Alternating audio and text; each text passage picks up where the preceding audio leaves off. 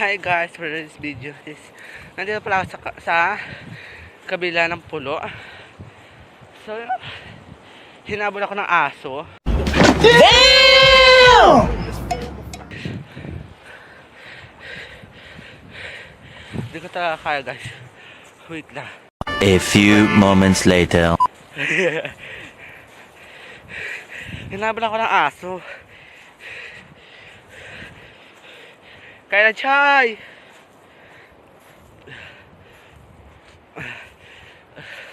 Super pagod.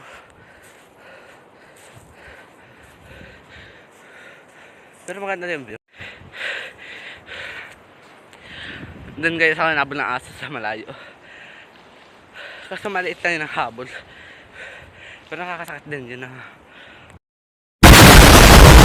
habulin ka ng aso. Ngayon na ako nakapag-vlog. First vlog ko pa lang to guys. Hala, daming isda.